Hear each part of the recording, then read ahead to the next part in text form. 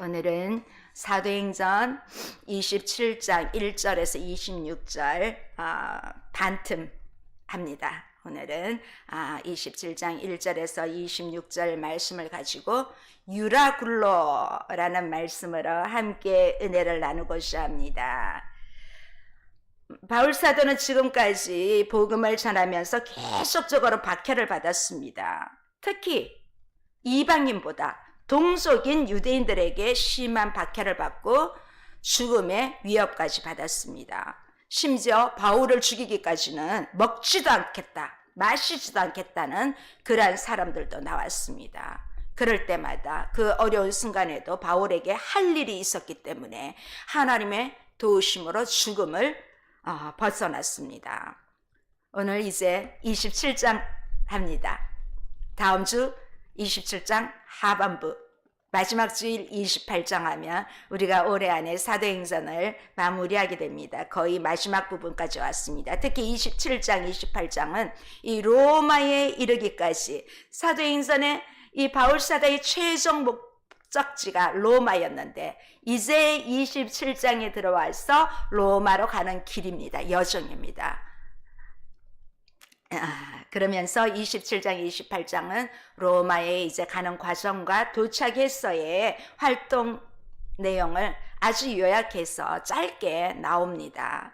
그동안 이 배를 타기 전에는 가이사랴 법정에서 인간들의 진짜 교묘한 계책과 강교를 그 과정을 헤쳐나가는 과정도 무척 힘들었습니다.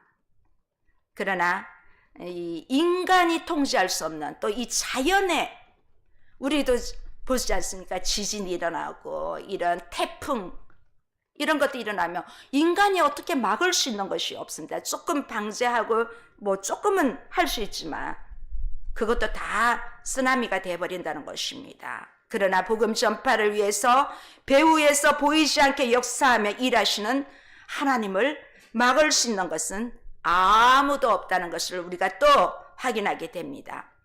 자연의 힘이든 인간 통치자의 권력이든 아무도 하나님의 역사를 막을 수 없다는 것을 우리가 27장, 28장에서 지금까지 사도행전 26장까지 보여준 그 어느 것보다 생동감 있게 보여주고 있습니다. 우리가 지금은 1절, 2절밖에 안 읽었지만은 이 1절에서 26절을 읽으면 그 기록이 아주 자세하고 생생하다는 것을 느끼게 됩니다.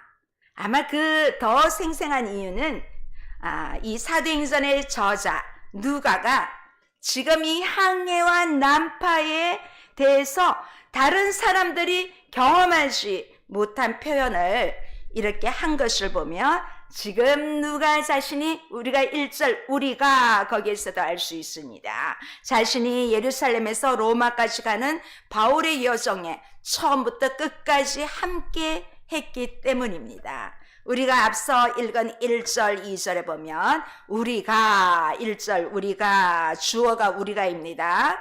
우리는 1인칭 복수 대명사죠. 이 사도행전을 기록한 누가가 바울과 함께 이때 다시 합류했다는 것을 알 수 있습니다. 황제에게 상소한 바울이 드디어 이제 로마로 가는 길에 오르자 이 바울과 다시 동행하기 시작합니다. 누가는 의사이지요. 의사 누가는 바울이 어디로 가든지 바울과 동행하면서 바울 곁에서 바울을 도우며 또 바울의 행적을 기록하는 것이 이 누가의 사명이었습니다. 그 당시 이제 이 지중해가 아주 거칠어지는 기간이 9월에서 9월 한 중순부터 그 다음에 3월까지는 이 지중해를 항해할 때는 각별한 주의가 필요하다고 합니다. 크고 작은 광풍이 계속적으로 이어지기 때문에 이 11월 말부터 1월 말 특히 이 3개월 동안은 지중해 항해가 전면으로 이 금지되어 있다고 합니다. 그래서 이 뱃사람들은 그런 것을 다 알고 있습니다. 이 로마 제국 자체에서 이 11월부터 그 1월 말까지 3개월 동안은 이 배를 띄울 수 없다고 그렇게 말합니다. 그래서 베스도 총독은 이 황제에게 상소한 바울이 지중해 항해가 전면적으로 금지되기 전에, 이 11월이 되기 전에 로마가 그 위치한 이탈리아 반도에 도착할 수 있도록 바울로 하여금 모든 상황에서 서둘렀어. 지금 가이사랴에서 이렇게 갈 수 있도록. 그래야만이 이 11월 되기 전에 도착할 수 있기 때문에 그렇게 하고 있습니다. 그래서 여기 보니까 1절에 보니까 이 아구스토대의 백부장 율리오라는 사람이 나옵니다. 이제 베스도 총독이 같이 갈 수 없으니까 이 율리오에게 맡깁니다. 자, 이 모든 상황에서 바울이 스스로 결정해서 할 수 있는 것은 하나도 없습니다. 그런데 하나님께서 지금 바울을 로마로 보내고 계십니다. 그것도 다른 사람의 손에 붙잡혀서 그 사람을 통하여 가게 됩니다. 우리가 보기에는 저 사람들이 베스도 총독이 율리오를 통해서 이렇게 보내지만 모든 것은 하나님의 뜻 가운데 진행되고 있다는 사실입니다. 갈수록 그 주도권이 이제 점점 더 이 사람들로부터 바울에게로 바뀌어가고 있다는 것을 이제 우리가 27절 하반부에 보면 더 그것을 보게 됩니다. 자, 바울을 호송하는 이 백부장과 일행들은 이 가이사랴에서 항해를 시작했을 것입니다. 왜냐하면 가이사랴 헤롯궁에서 2년 동안 갇혀 있었고, 바울 사도도, 그리고 총독 벨리스와 또 베스도 그리고 아그리빠 2세에게 재판을 받았던 곳이 바로 이 배를 타기 전이 가이사랴였기 때문에 가이사랴에서 출발했을 것입니다. 그런데 오늘 여기 1절에 보면 이 배에 다른 죄수들도 있습니다. 사실 바울은 아직 형이 확정되지 않았습니다. 미결수지요. 그런데 다른 여기에 함께한 죄수들은 이미 선고를 받은 사람들입니다. 그런데 왜 다른 죄수들은 유대 땅에서 사형 확정을 받았는데도 왜 로마까지 가는지 좀 의아해할 수도 있습니다. 어쩌면 이 사람들은 로마 시민이 아니라고 볼 수 있습니다. 그런데 이제 이 사람들을 직접 이탈리아로 호송해 가기 위해서 이용할 수 있는 배가 따로 한 번에 가는 직항이 없었습니다. 그래서 로마로 가는 항해가 이 두 단계에 걸쳐서 두 척의 배로 나뉘어져 가고 있습니다. 우리가 이제 2절에 보면 아드라무테노라는 그 배가 나오지요. 그리고 또 6절에 보면 알렉산드리아에서 온 배가 나옵니다. 그래서 이 아드라무테노는 그 튀르키예 드로아에서 멀지 않은 에게해 그쪽 해안에 있어요. 그런데 오늘 여기는 누가뿐만 아니라 데살로니가 사람 누구도 함께 있다고 했습니까? 아리스다고도 함께 했다고 합니다. 이 아리스다고는 그리스 북부 데살로니가에서부터 예루살렘까지 바울과 동행한 사람이었습니다. 특히 바울의 3차 전도 여행 시 이 에베소에서부터 바울과 동행하기 시작한 이 아리스다고는 골로새서 4장과 빌레몬서에 바울이 이 이름을 언급합니다. 특히 골로새서와 빌레몬서는 바울의 옥중서신이지요. 그래서 이 아리스다고는 로마에 도착한 바울이 죽을 때까지, 운명을 다할 때까지 바울의 곁을 지킨 사람 중에 한 사람입니다. 우리가 이제 내일부터 성경 통도 로마서가 들어가는데, 로마서 마지막 부분 16장에 보면 지금까지 바울 사도와 함께한 명단이 쭉 나옵니다. 이 바울 사도가 그렇게 3차 전도 여행, 4차 로마까지 함께 할 수 있었던 것은 그 한 사람 한 사람이 그 지역에서 선교할 때마다 함께 동역하고 도움이 있었기 때문에 가능했다는 것을 볼 수가 있습니다. 우리 3절에서 5절 한번 보실까요? 이튿날 시돈의 대니 율리오가 바울을 친절히 대하여 친구들에게 가서 대접받기를 허락하더니 또 거기서 우리가 떠나가다가 맞바람을 피하여 급으로 해안을 의지하고 항해하여 길리기아와 밤빌리아 바다를 건너 루기아의 무라시에 이르러. 자, 첫 번째 들리는 항구가 어디입니까? 시돈. 시돈 하면 구약도 신약도 많이 나옵니다. 구약에 특히 그 시돈 앞에 어느 지역에 많이 나오죠? 두로와 시돈이 많이 나오죠. 이 두로와 시돈은 레바논 지역의 유명한 두 도시입니다. 구약의 악녀 하면 누굽니까? 이세벨. 이 이세벨의 고향이 바로 이 시돈입니다.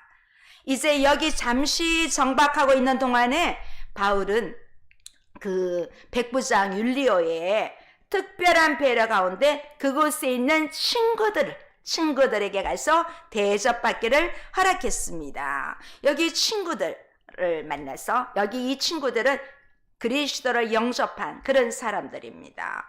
그런데 이 시돈이라는 지역에 어떻게 예수님을 믿는 사람들이 있었을까?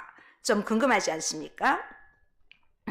아마도 이 스데반의 순교 이후에 다 이렇게 흩어졌지 않습니까? 그때 이 시돈에 이주한 디아스포라 사람들이 아닐까 싶습니다. 이제 여기 왜 잠시 시돈에 멈추었을까 생각을 해보니까 이 성경학자들은 비즈니스를 하기 위해서 그렇다고 합니다. 이제 상거래를 위해서 멈춘 것은 아니지만 바울 같은 경우는 몇 시간 동안이나마 그리스도의 친구들과 교제를 나눌 수 있는 이러한 소중한 기회를 주신 그게 참 감사하지요. 로마에 죽으러 가는 것을 바울 자신도 알고 있는데 이런 형제 자매들을 시돈에서 만나서 교제하는 것은 얼마나 더 뜻깊고 감사하겠습니까?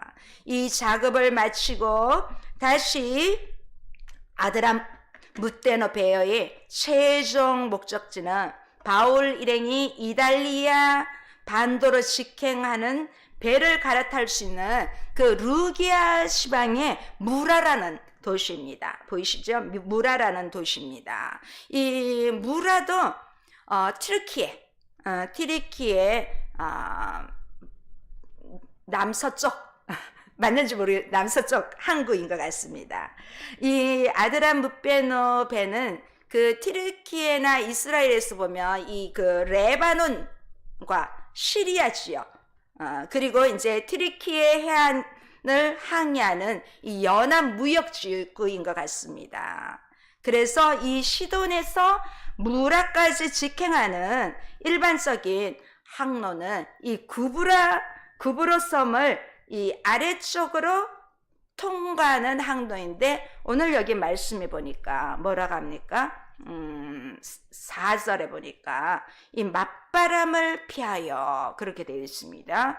이미 이제 11월이 다 되어가기 때문에 초가을에 접어들고 항해가 위험한 그러한 시기에 가까워졌기 때문에 이 맞바람이 벌써부터 강하게 불고 있습니다. 우리도 지난주 목요일인가요?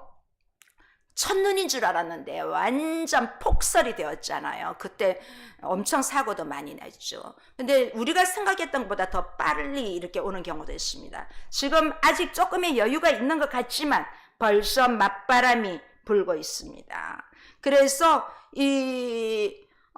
위험하기 때문에 조금 뭐라고 할까요? 더 넓은 바다로 나가기보다는 이 사이프러스 섬과 튀르키예 본토 그 사이에 있는 좁은 바다로 바람이 조금이라도 적게 부는 곳으로 가기 위해 해안을 따라 항해하는 쪽을 택한 것입니다. 그 당시 이렇게 돛을 사용하는 배였기 때문에 이 바람의 방향과 또 항로의 결정이 아주 긴밀하게 이렇게 연결되어 있는 것입니다. 지금은 세월이 이제 한참 지났는데 사실 지금 이 지역들이 바울 사도가 그동안 1차, 2차, 3차 선교지 갔던 그 항로가 아닙니까? 그것을 지나가고 있으니까 얼마나 바울 사도도 마음에 감개무량했겠습니까? 비록 배 안에서 지켜보는 과정이지만 그럼에도 불구하고 하나님께서 보여주신 것은 지금 가는 이 로마의 여정도 지금까지 함께 하였던 것처럼 함께 하겠노라고 하는 어떤 주님의 사인을 받은 것으로 봅니다. 물론 이후에 또 그 사인을 받습니다. 지켜주신다는 그 약속을 받은 것이지요. 자, 6절에서 8절 우리 한번 볼까요? 시작. 거기서 백부장이 이달리아로 가려 하는 알렉산드리아 배를 만나 우리를 오르게 하니 배가 더디가 여러 날 만에 간신히 니도 맞은편에 이르러 풍세가 더 허락하지 아니하므로 살몬의 앞을 지나 그레데 해안을 바람막이로 항해하여 간신히 그 연안을 지나 미양이라는 곳에 이르니 라세아시에서 가깝더라. 자, 무라에 도착했을 때 마침 이 이탈리아로 출항하는 알렉산드리아 배, 알렉산드리아 배를 만날 수 있었습니다. 이 알렉산드리아 선단에 속하는 이 배는 아주 큰 배였습니다. 그 이집트가 아주 곡창지대입니다. 그래서 곡물을 로마까지 수송하는 이 중요한 화물선이었습니다. 바울 일행이 타게 된 이 배는 그 해에 거의 이제 마지막 그런 이집트의 곡물을 로마로 운송하는 그 배였습니다. 왜냐하면 이제 곧 11월이 되고 그러면 적어도 석 달 동안은 운행을 못하기 때문에 이 마지막 알렉산드리아 배를 타게 됩니다. 자, 여기 보면 이 많은 사람들 중에는 이 곡물을 팔러 가는 사람도 있고 또 거기에 보면 소상인들도 있고 그럴 것입니다. 이제 이 백부장 율리오는 그 무라에서 자기가 짰던 이 알렉산드리아 배를 만나서 이제 다 갈아타게 됩니다. 그런데 여기 보니까 이 속도를 제대로 낼 수가 없습니다. 이 무라를 출항한 알렉산드리아 배는 제대로 속도를 낼 수 없어요. 이 북서풍으로 인해 몰아치는 이 풍세, 이 북서풍으로 인해서 이탈리아 반도가 위치해 있는 이 알렉산드리아호가 그냥 서행, 자동차로 말하면 서행, 배도 서행인가요? 그렇게 할 수밖에 없습니다. 그래서 어떻게 합니까? 여러 날 만에 배가 더디 가서 여러 날 만에 간신히 이렇게 니도 맞은편에 이르렀다고 합니다. 이 무라에서 니도까지는 이 순풍일 때는 보통 한 130마일 이틀 정도만 간다고 합니다. 그런데 여기 보면 더디가 여러 날 만에 간신히 이런 말을 볼 때 아주 이 몇 갑절은 더 걸렸고 그것도 아주 어렵게 왔다는 것입니다. 이틀 뵙기를 여러 날 만에 그것도 어렵게 왔다는 것입니다. 이렇게 여러 날이 소요된 것은 그 풍세로 인하여 허락하지 않았다 이렇게 말씀을 하고 있습니다. 자, 바람이 너무 불어서 어떻게 더 나갈 수 없을 정도로 바람이 셌다는 것입니다. 결국 그 강한 바람에 의해서 이 그레데 섬까지 밀려난 이 알렉산드리아 배는 그 섬의 동쪽에 있는 어디지요? 동쪽에 있는 이 살모네라는 곳을 돌아서 남쪽 해안을 바람막이로 해서 계속 항해를 한 것입니다. 이 그레데 섬이 아주 긴 섬인데 이 섬을 바람막이로 삼았는데도 여전히 배는 갈 수가 없었습니다. 그래서 8절에 보면 라세아를 지나 또다시 간신히 미항에 이제 이르게 됩니다. 7절에서도 간신히 이르렀다. 8절에서도 간신히 이르렀다. 얼마나 지금 위험하고 이렇게 어려운 항해라는 것을 볼 수가 있습니다. 바울 일행이 이제 무라에서 갈아탄 알렉산드리아 배가 니도가 위치한 서쪽으로 나아가는 것은 이 가장 가까운 거리로 이탈리아로 이제 갈 수 있는 그러한 길입니다. 그런데 여기서도 심한 북서풍이 몰아침으로써 이틀 뱃길이 무라까지 간신히 여러 날이 걸려서 도착했다는 것입니다. 더구나 이 니도에서부터는 풍세가 더 허락하지 않아 배가 전혀 앞으로 나갈 수가 없었습니다. 그래서 남쪽 그레데 섬으로 밀려난 이 알렉산드리아 배는 결국 이 미항에 도착했습니다. 그런데 이제 이때쯤에는 드디어 이제 지중해 가는 것이 전면 금지가 시행될 그 시기였습니다. 그래서 바울 일행은 이 지중해가 잠잠해지는 동안 다음 해 봄까지 여기 적어도 석 달을 체류해야 될 입장입니다. 그런데 여기 배에 탄 사람들이 어떻게 합니까? 9절에서 11절 한번 읽어보실까요? 여러 날이 걸려 금식하는 절기가 이미 지났으므로 항해하기가 위태한시라. 바울이 그들을 권하여 말하되 여러분이여 내가 보니 이번 항해가 화물과 배만 아니라 우리 생명에도 타격과 많은 손해를 끼치리라 하되 백부장이 선장과 선주의 말을 바울의 말보다 더 믿더라. 자, 여기 보면 금식하는 절기가 나오죠. 금식하는 절기가 이미 지났다. 이 금식 절기는 대속죄일입니다. 대속죄일. 유대인들은 지금도 대속죄일을 지킵니다. 그러면서 여기서 말하는 금식하는 절기라고 합니다. 이 바울의 경험으로 봤을 때도 바울도 1, 2, 3, 4 선교여행을 하면서 많은 배를 타지 않았습니까? 다 거의 다 뱃길로 갔는데 이 시기는 항해가 아주 위험하다는 것을 알고 있습니다. 이 고린도 후서에 보면 고린도 후서는 바울의 자사정적인 부분이 많이 있습니다. 특히 그 후반부 들어갈수록 10장, 11장, 12장 그 세 장에 보면 거기에 고린도에서 보면 내가 그동안 파선한 경험이 몇 번이라고 그렇게 되어 있습니다. 바울은 그 위험성을 알고 배의 결정권자들에게 경고를 합니다. 그런데 이 사람들은 바울의 말을 듣지 않았습니다.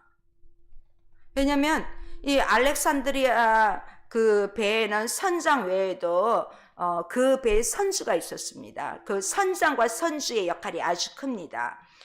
바울을 호송하는 책임자인 이 백부장 율리오도 바울의 말보다 선장과 선주의 말을 더 믿었다고 11절에 말하고 있습니다.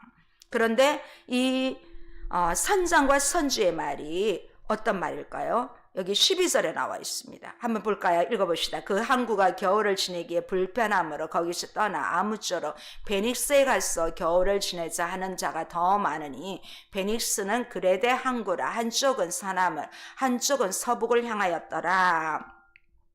지금 선장과 선주의 주장은 현재 지금 알렉산드리아 배가 잠시 머무는 미항은 규모가 작은 항구이기 때문에 다음에 3월에 되기까지 겨울을 지나기에는 적합하지 않다고 그렇게 말합니다. 아주 큰 배지요. 이 배는 크고 미항, 항구는 작고 사람들은 적어도 뒤에 숫자 나옵니다. 200명이 훨씬 넘는 그런 사람이 이 작은 동네에서 어떻게 3개월 동안 먹고 지내느냐는 것입니다. 그래서 지금 이 미항보다는 규모가 큰 베닉스로 가서 겨울을 지내자고 이 선장과 선주가 말합니다. 그런데 이 백부장 함께하고 있는 율리오조차도 지금 항해가 위험하다는 바울의 말보다는 베닉스에서 겨울을 지내자는 선장과 선주의 말을 더 신뢰했습니다. 이 알렉산드리아 배는 그 이집트의 곡물을 소송하는 배로 그 배에는 지금 이집트의 곡물이 가득 차 있습니다. 이 선주에게는 알렉산드리아 배와 여기 실린 곡물들이 다 돈입니다. 만약 작은 항구인 미항에서 겨울 지내다가 겨울 태풍에 배가 파손되기라도 하면 배가 이 봄에 못 뜨면 선주는 돈을 다 날리고 선주 입장에서도 엄청난 손해를 보게 됩니다. 선장도 선주의 입장과 다르지 않습니다. 그 당시 이 대형 선박의 선장은 그 매월 받는 이 봉급제도가 아니랍니다. 봉급제가 아니고 할당제로 일한 대로 돈을 받는 사람입니다. 그래서 이 항해를 통해 얻은 이 총이익을 선주와 선장이 일정 비율로 나누어 가는 그런 형식입니다. 그래서 선장과 선주는 이왕 그레데 섬에서 겨울을 나야 한다면 이 서남쪽과 서북쪽으로 두 개의 해안이 이 바람막이 역할을 해주는 베닉스로 갑시다. 그렇게 주장하고 있습니다. 지금 이 배는 지중해 세계 이곳저곳을 다 다니면서 물건을 팔면서 돈을 버는 일명 보따리 장사꾼들도 있을 것입니다. 그런데 이 사람들이 생각하기도 소상인인 이 사람들이 생각했기는 여기 미양은 여기서 3개월 동안 지내기는 터무니없다. 베닉스까지 가서 겨울을 보는 것이 맞다 하고 이 사람들도 다 동조한 것입니다. 어쨌든 그들에게는 이 배에 실린 모든 것들이 돈입니다. 만약 배에 문제가 생겨서 자기들의 그 물건이 상하거나 잃어버리면 가만히 앉아서 그들 입장에서는 다 돈을 날리게 되는 것입니다. 그래서 이 사람들도 모두 다 베닉스까지 가서 겨울을 보냅시다. 여기에 모두 바울을 제외한 모든 사람들이 여기에 몰표를 한 것입니다. 어쩌면 이 사람들은 자신의 생명을 어떻게 될 것인지 뒤돌아보지 못합니다. 오직 자기들이 지킨 것은 이 배 안에 있는 나의 물건, 돈이지요. 돈만 지킬 수 있으면, 더 많은 돈을 벌 수 있다면 지금 내 생명은 별로 상관없다. 돌아보지를 못하고 있습니다. 그런 움직임을 느낀 바울이 그들에게 이 항해가 위험하다고 수차례 권하지만 아무도 바울의 말에 귀를 기울이지 않았습니다. 심지어 백부장 율리오도 바울의 말보다 선주와 선장의 말을 더 믿은 것입니다. 이 지중해 항해에 관해서는 어떻게 그 종교인인 바울이 더 잘하냐 그것이죠. 적어도 이 배를 항해하는 이 사람들이 더 알지 하고 율리오조차도 이 사람들의 말을 더 믿었습니다. 바울은 계속적으로 안 가는 게 좋겠다고 하는데도 선주와 선주는 여기 있는 이 보따리 장사들조차도 다 가야 한다고 주장을 합니다. 이제 여기 13절에서 16절 보면 그래도 가는데 다행히 남풍이 순하게 붑니다. 자, 시작은 좋아요. 그래서 우리가 베닉스로 가는 걸 선택하는 걸 너무 잘했다. 그렇게 생각하면서 이제 계획대로 닻을 올리고 출항을 합니다. 여기에 이제 바울을 제외한 모든 사람들은 자기들의 생각이 옳고 자기들의 선택이 옳다는 것을 괜히 바울이 저런 말을 해서 우리 마음만 은쩍게 하고 하면서 그런 생각을 하지 않았겠습니까? 그러면서 이제 출발을 합니다. 그래도 이제 조심하기 위해서 이 유명하고 좀 크고 긴 그레데 섬 해안을 끼고 항해를 합니다. 자, 그런데 그때 전혀 생각지 못한 일이 발생합니다. 얼마 안 돼요. 자, 처음에는 순하게 갔습니다. 순항이었지만 얼마 안 되어서 어떻게 되었습니까? 전혀 생각하지 못한 죽음의 북동풍이 일어났습니다. 항해한 지 얼마 되지 않아 섬의 내륙으로부터 큰 광풍이 일어났습니다. 자, 우리의 인생은 어떻습니까? 우리가 겪는 인생도 모든 이들이 남풍이 순하게 불미한 것처럼 우리도 우리 계획한 것들이 순풍에 돛단 듯 잘 나가다가 아무 경고도 없이 이런 광풍이 몰아칠 때도 있지 않습니까? 오늘 말씀 제목이 이 유라굴로라는 말씀을 제목으로 했는데 이 사람들이 겪었던 바람의 이름이 우리 개역개정에는 유라굴로라 되어 있습니다. 이 동풍을 가리키는 헬라어로 그 유로스와 북풍을 가리키는 라틴어 아퀼로의 합성어입니다. 이 유라굴로, 우리 한글 개역개정에는 유라굴로라고 되어 있습니다. 이 선원들이 말하는 북동풍, 그것도 아주 강력한 죽음의 북동풍입니다. 마치 허리케인과 맞먹는 그러한 파워를 가진 강풍입니다. 지금도 이 상선이나 크루즈 같은 대형 어선들도 이 배의 추진력에 엔진을 가하는 배들도 이러한 바람이, 태풍급 바람이 불거나 큰 파도가 몰아칠 때는 아주 위험해집니다. 아무리 용기가 대단하고 경험이 많은 뱃사람들이라 하더라도 이 강력한 북풍과 동풍이 합쳐져서 몰아치는 역대급 바람이 만든 이 파도를 뚫고 나간다는 것은 거의 불가능하다고 봐야 됩니다. 그냥 그 파도에 승론하는 것이 지혜로운 상황입니다. 잘못된 파도에 엉뚱한 대로 떠밀려 갈 수가 있습니다. 이러한 파도가 칠 때 아무리 노련한 뱃사람이라도 죽음을 직감할 수밖에 없는 그러한 상황이 지금 되었습니다. 계속 항해하기는 너무 위험한 상황이기 때문에 선원들은 배를 뒤에 끌고 다니는, 이 배 뒤에 끌고 다니는, 성경에 보면 거루라고 나오지요. 이 거루배는 돛이 없는 그 작은 배들을 이제 같이 끌어올리는 것입니다.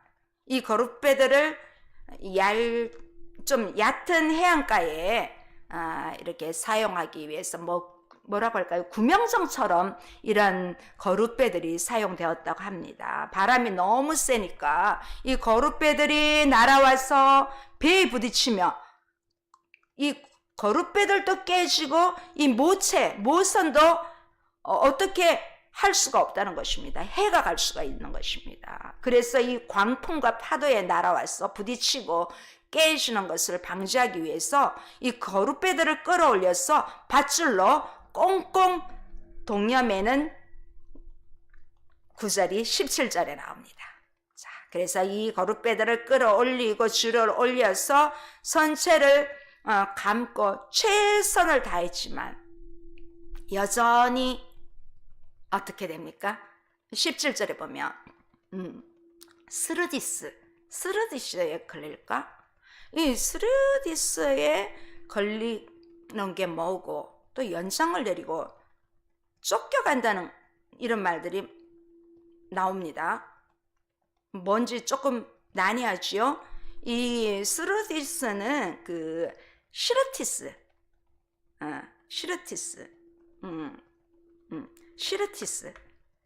이 지중해는 그 아시아와 유럽과 이 북아프리카 사이에 다 연결이 되어 있습니다.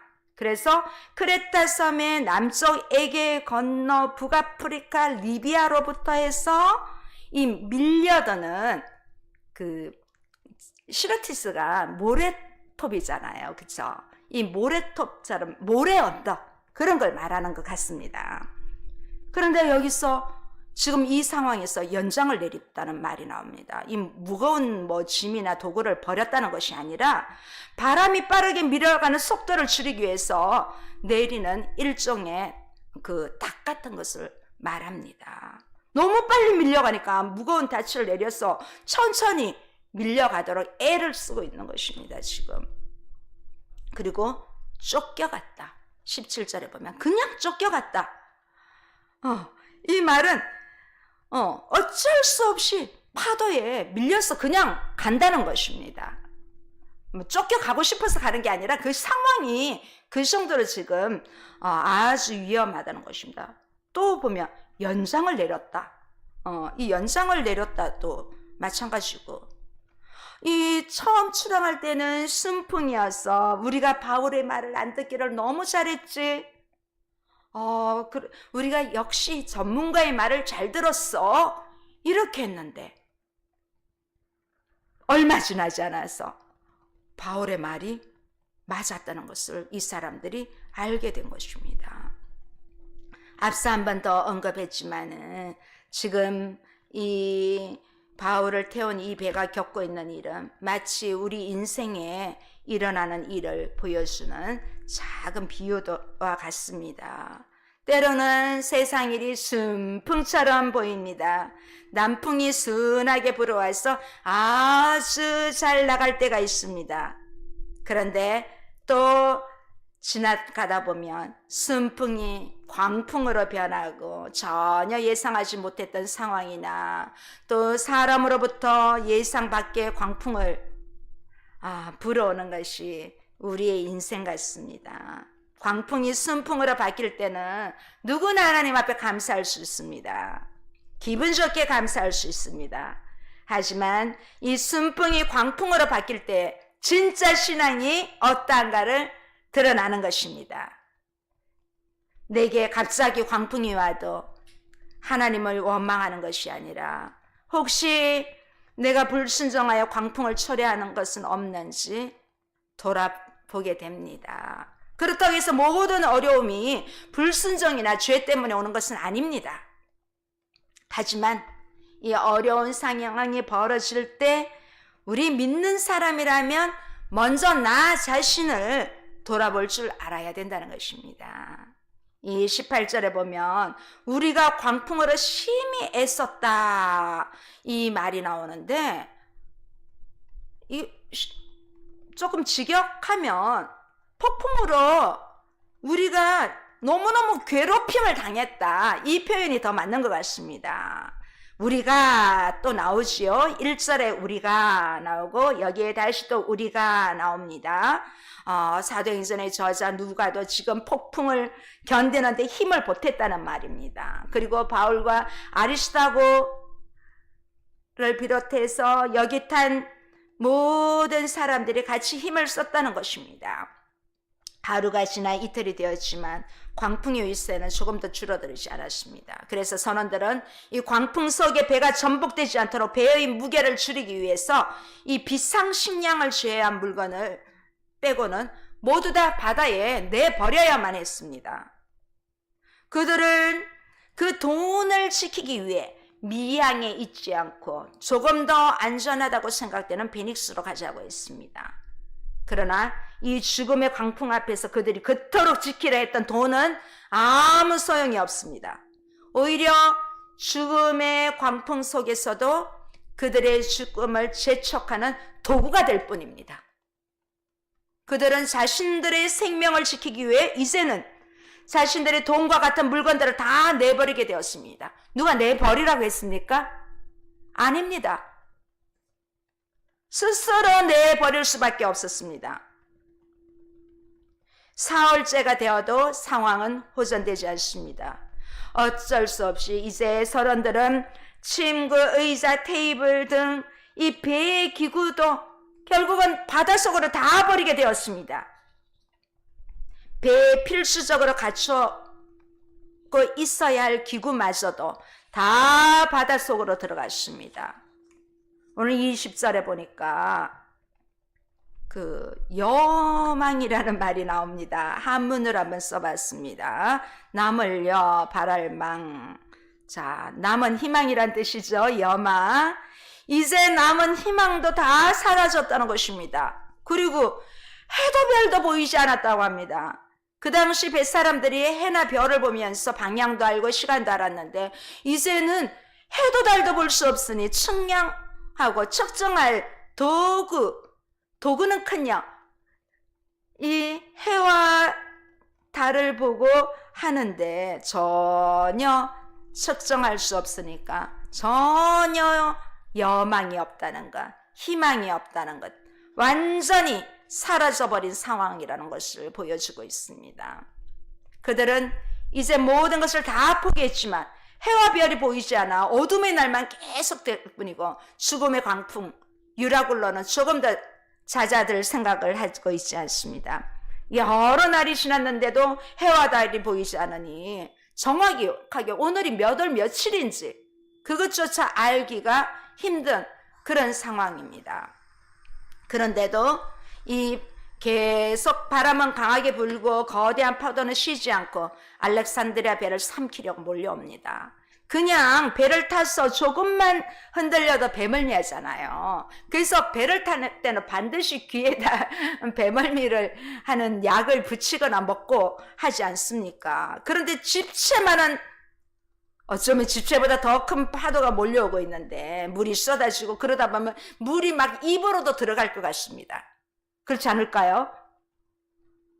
또 바람이 불고 이쪽으로 가니까 몸이 이쪽으로 밀려갔다가 저쪽으로 밀려갔다가 막 그러다 보면 쓰러지기도 하고 또 어디 부딪히기도 하고 사람끼리 부딪힐 수도 있고 그러다 보면 심지어 팔이 이렇게 다칠 수도 있고 그런 부러지는 그런 상황까지 올 수도 있다는 것입니다. 우리가 어떤 어려움이 왔을 때 조금만 견디면 좋은 일이 생길 거다. 이런 희망이 있으면 우린 잘 견딥니다. 언제까지? 그런데 희망이 전혀 보이지 않는 상태는 어떻게 합니까? 나 이제 죽는가 보다. 이렇게 생각할 수 있죠. 나중에 보면 이 배에 탄 사람의 숫자가 바울까지 합쳐서 276명입니다. 지금 이러한 죽음의 위기 앞에서 276명, 바울을 뺀 사람, 누가와 아리스타고를 뺀 273명은 무슨 생각을 하고 있을까요? 바울 말 들을 걸 괜히 왔다. 이렇게 후회할까요? 바울은 가지 않는 게 좋겠다고 권면했지만 그들 스스로가 바울의 말을 듣지 않고 위기 속으로 자신을 몰아넣은 사람들은 다른 누구가 아닌 본인들입니다. 자신들입니다. 자신들의 피와 같은 돈, 소중한 돈을 지키기 위해서 가면 안 되는데도 가는 길을 선택한 것입니다. 바울은 분명히 돈보다 생명이 더 귀하다는 것을 강조했습니다. 하지만 그들은 생명보다 돈이 귀하다. 그렇게 여긴 것입니다. 바로 그 돈 때문에 결국은 자신들이 소중한 생명이 지금 죽음의 위기에 몰리게 된 것입니다. 어쩌면 지금 오늘날을 살고 있는 우리의 모습은 아닌가, 우리 옆에 있는 사람의 모습은 아닌가 그렇게 바라보게 됩니다. 어쩌면 우리의 모습과 똑같은 그러한 모습을 다시 보게 됩니다. 우리는 이런 유라굴로 광풍이 불어올 때 후회하게 됩니다.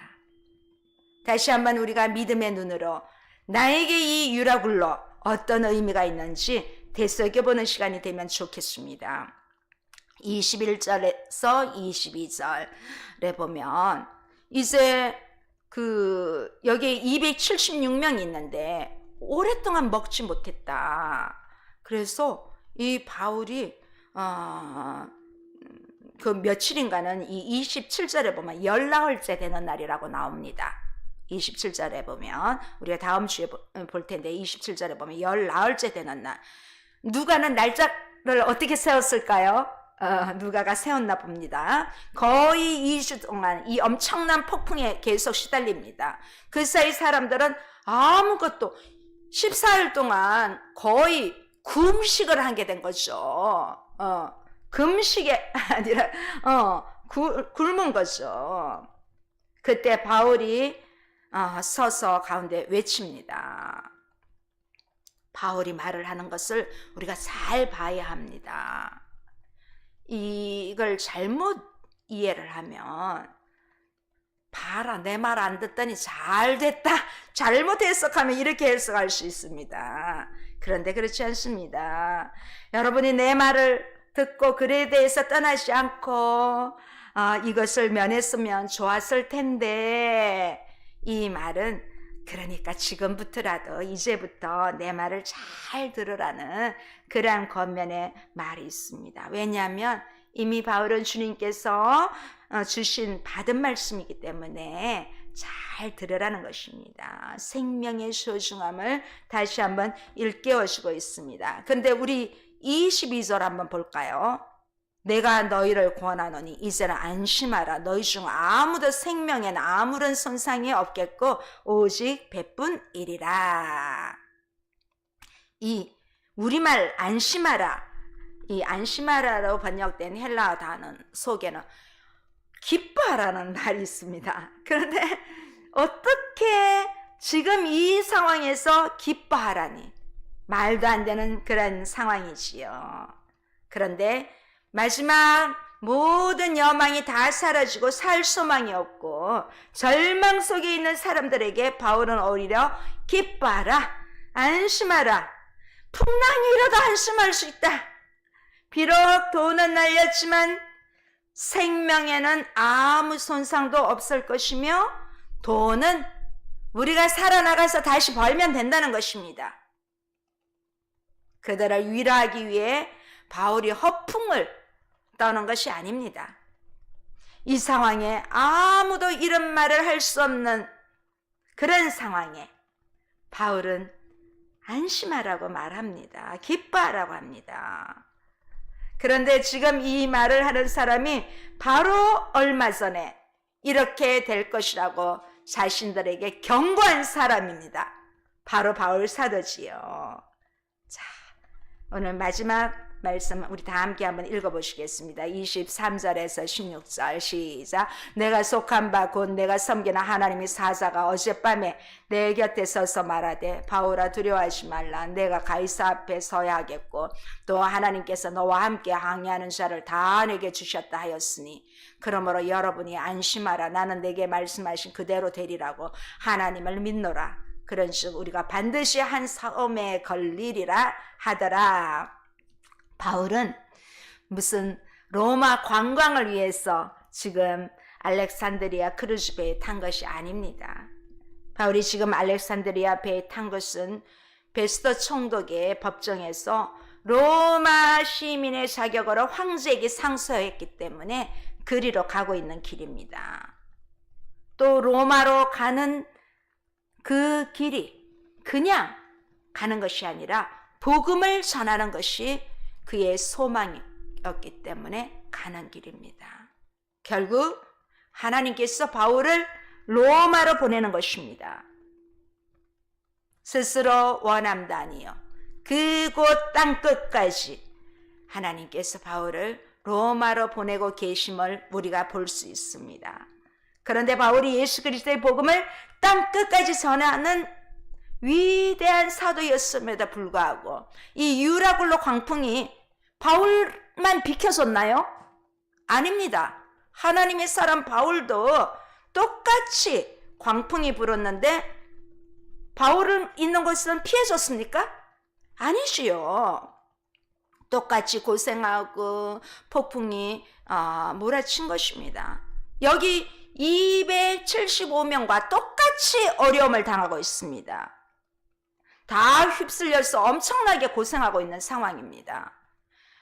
사실은 바울이 젊었을 때 이미 이런 고통을 받았지만 이보다 더하진 않았습니다. 게다가 지금 마지막 노년에 하나님의 부르심을 받고 로마로 가는 이 가운데 있기 때문에 이미 1, 2, 3, 4를 통해서 무수히 매도 맞고 40의 가만 매를 한 대 가만 매 40 이상 때리면 안 되거든요. 유대발 3번을 맞았다고 고린도 후서에 나와 있습니다. 자, 이렇게 몸도 허약해 있는 상태입니다. 그런데도 이 폭풍 속에서 이리 밀리고 저리 밀리고 넘어지고 뒹굴고 하는 상황에 어쩌면 젊은 사람들보다 뱃사람이 아닌 바울에겐 더 심했을 수도 있습니다. 그렇지만 이 상황 속에서 지금 바울이 로마로 가고 있는데 아무리 유라굴로 광풍을 만났어도 바울은 분명히 나는 괜찮다 살아날 것이라는 확신이 있었습니다. 왜냐하면 주님께서 이미 로마로 가서 복음을 전할 것이라고 말씀해 주셨기 때문입니다. 그런데 바울 자신과 동역자 누가 아리스타고뿐만 아니라 지금 함께 하고 있는 273명도 다 같이 살아날 것이라는 메시지를 여기서 새롭게 추가해서 주신 것입니다. 바울은 분명히 살아나서 로마로 갑니다. 우리는 이미 성경을 다 알고 있습니다. 그런데 이 사람들도 다 같이 살아날 것이라는 그 말씀을 전하라고 바울에게 알려주신 것입니다. 정말 놀라운 장면이지 않습니까? 이 유라굴로 앞에서는 돈도 권력도 군사력도 육체의 강함도 아무런 소용이 없다는 것입니다. 그러나 유라굴로보다 강하신 주님께서, 광풍도 다스리는 그 주님께서 믿는 사람들에게는 이 순간조차도 은혜의 순간이었다는 것입니다. 영원하신 그 주님을 믿는 그 한 사람 바울을 통하여 여기 있는 사람들을 다 살리게 한 것입니다. 우리 인생에도 작은 바람이 불 때도 있지만 이처럼 큰 유라굴로 광풍을 만나게 될 때도 있습니다. 그 광풍이 언제 붙으냐 문제이지 대부분은 불어옵니다. 안 불어오면 더 감사해야지요. 안 불어오면. 그때 내가 지금까지 어떻게 살았는지, 또 나는 어떤 사람인지 돌아보게 됩니다. 그래서 지금 우리는 유라굴로가 불지 않고 있을 때 빨리 결단해야 합니다. 유라굴로 앞에서는 먹을 것조차, 이제 이후에 바울이 먹을 것을 축사하고 기도할 때 거기에 또 놀라운 일이 일어납니다. 어떻게 살 것인지 우리는 이 유라굴로를 더 허리케인 같은 것을 만나기 전에 우리는 영원하신 주님을 붙잡고 주님의 복음을 위해 살아가는 우리 모두가 되어서 우리 삶에 어떤 일이 닥칠지라도 믿음으로 이겨내고, 또 나뿐만 아니라 절망 속에 있는 사람들에게 소망을 주는, 사람을, 영혼을 살리는 그런 사람이 되어서 우리가 하나님의 영광을 드러내고 아름답고 고귀한 우리 모두 우리의 인생이 되기를 주님의 이름으로 축복합니다. 기도하시겠습니다. 주님 감사합니다. 오늘